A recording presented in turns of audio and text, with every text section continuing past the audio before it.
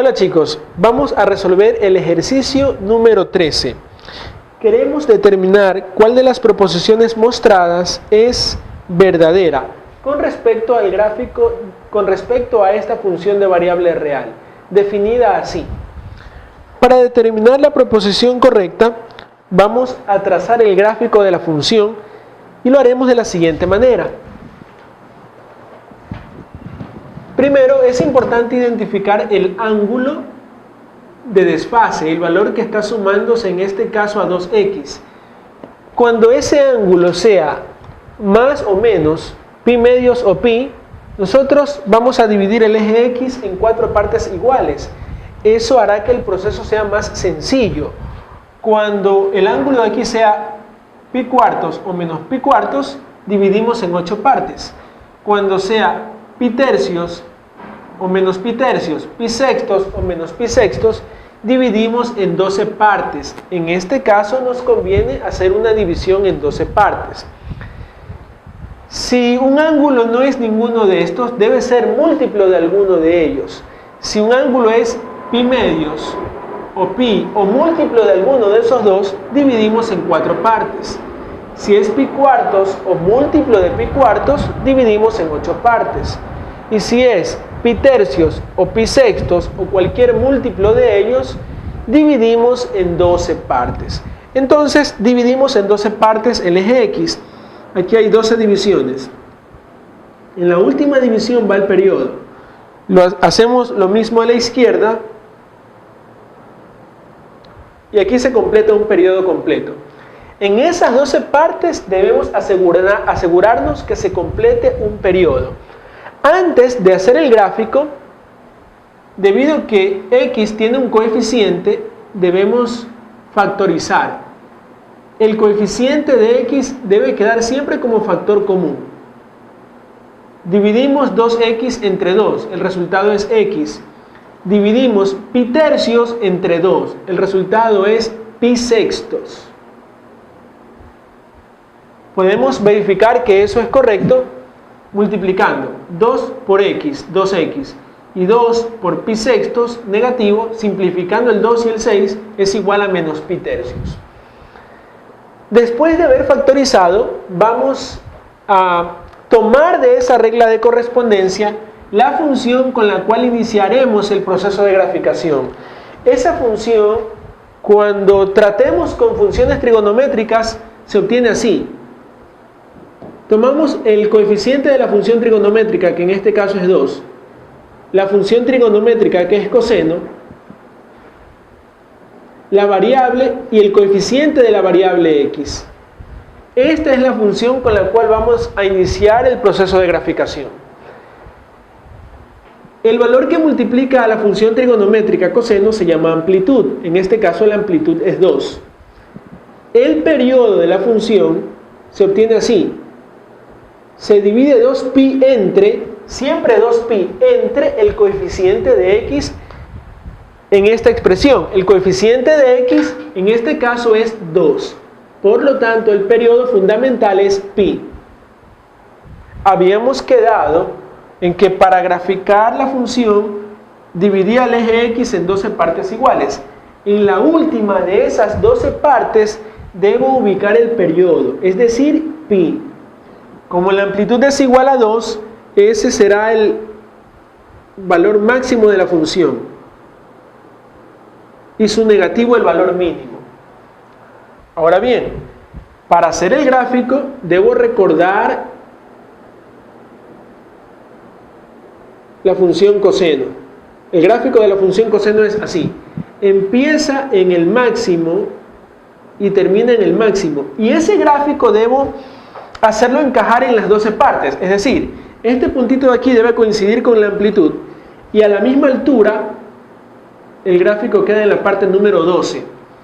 Como este punto está en la mitad entre la primera división y la última, y ya que aquí hay 12 partes, cuento la mitad de 12, 6 partes. Ese punto corresponde al mínimo, está aquí. De estas 6 partes, la mitad es 3. Ese es un corte con el eje x. De estas 6 partes, la mitad es 3. Ese es el otro corte con el eje X. El mismo proceso se repite a la izquierda. Así que de las 12 partes, la mitad está aquí. De estas 6 partes, la mitad está aquí. La función termina también en el máximo. De estas 6 partes, la mitad está aquí. Entonces, el gráfico de la función es así.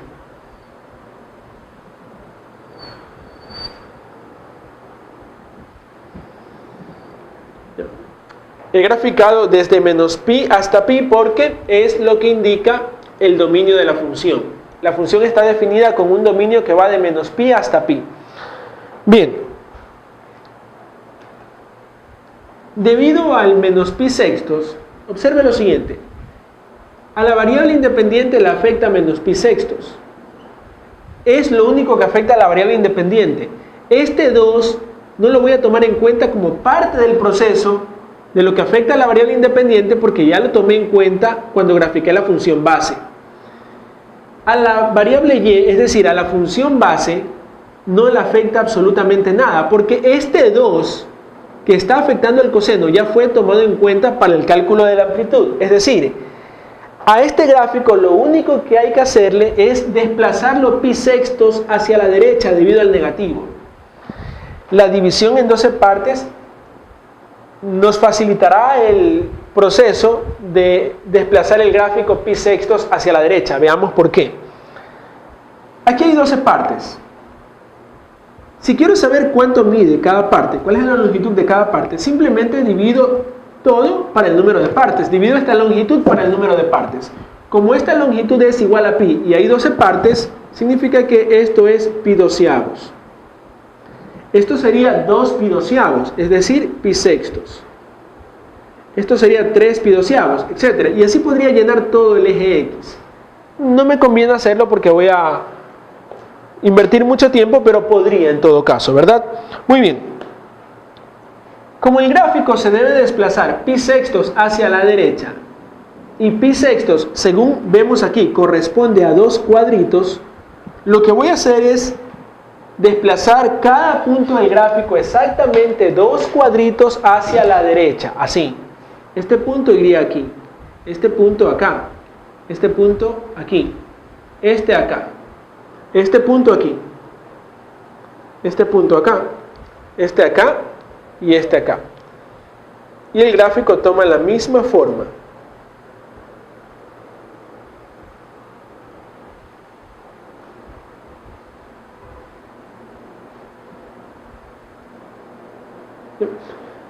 Aunque esto debería desplazarse, recuerde que el dominio termina justamente en x igual a pi. El gráfico debe quedar allí. Por la misma razón aquí debo hacer un poco más del gráfico. Debo dibujar esta parte. Y ese es el gráfico definitivo. Esta parte del gráfico ya no me sirve. Esta era la gráfica inicial, que la utilizamos para obtener la gráfica definitiva. La gráfica que estaba buscando es la gráfica que está de color verde. Ahora sí, vamos a analizar cada uno de los literales. El literal A establece lo siguiente: que la función mostrada es par. Podríamos pensar que porque aparece el coseno la función es par. Sin embargo, ese gráfico se desplazó. La función que está de verde no es simétrica con respecto al eje Y. Por lo tanto, la función no es par. El literal B dice que la función no es... El literal B dice que la función no es acotada. Vemos que la función tiene como máximo y igual a 2 y como mínimo y igual a menos 2. Es decir, la función se encuentra limitada entre ese par de valores. Por lo tanto, la función sí es acotada. Así que lo que afirma el literal B es incorrecto. El literal C afirma que el periodo fundamental de la función es 2pi. Como vimos, el periodo fundamental de la función en realidad es igual a pi. Por lo tanto, el literal C también es incorrecto. El literal D afirma que f es una función creciente de menos 2 pi tercios a pi tercios. Bueno, El literal D establece que f es una función estrictamente creciente en el intervalo que va de menos pi tercios hasta pi sextos. Nosotros conocemos que la longitud de este cuadrito es pi doceavos. Así que el valor de aquí es 2 pi doceavos, es decir, pi sextos. Por la misma razón, esto sería menos pi doceavos, menos 2 pi doceavos, menos 3 pi doceavos, menos 4 pi doceavos. Menos 4 pi doceavos es lo mismo que menos pi tercios. Ahora, analicemos el gráfico de menos pi tercios hasta pi sextos. De menos pi tercios hasta pi sextos, el gráfico solamente sube. Eso significa que en ese intervalo la función es estrictamente creciente, tal como se afirma en el literal D.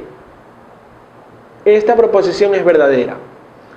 Vamos a ver por qué el literal E no es la respuesta. Se dice aquí que f corta el eje Y en Y igual raíz de 3. Recordemos que el corte con el eje Y siempre ocurre cuando x es igual a 0. Así que para conocer el corte con el eje Y, simplemente evaluamos la función en 0. Y obtenemos 2 por coseno de 2 por 0 menos pi tercios. Recordemos que pi tercios en grados es igual a 60 grados. Negativo aquí. 180 sobre 3. Como el coseno es una función par, el negativo se puede obviar. El coseno de 60 es igual a 1/2. Y 1/2 por 2 es igual a 1. Así que el corte con el eje Y en realidad ocurre en 1. Es decir, si queremos ser más precisos con el gráfico iría así. Pasa justo por Y igual a 1 cuando x vale 0. Así que la afirmación del literal E también es incorrecta. La respuesta corresponde al literal D. Espero que todas sus dudas hayan sido despejadas. Gracias.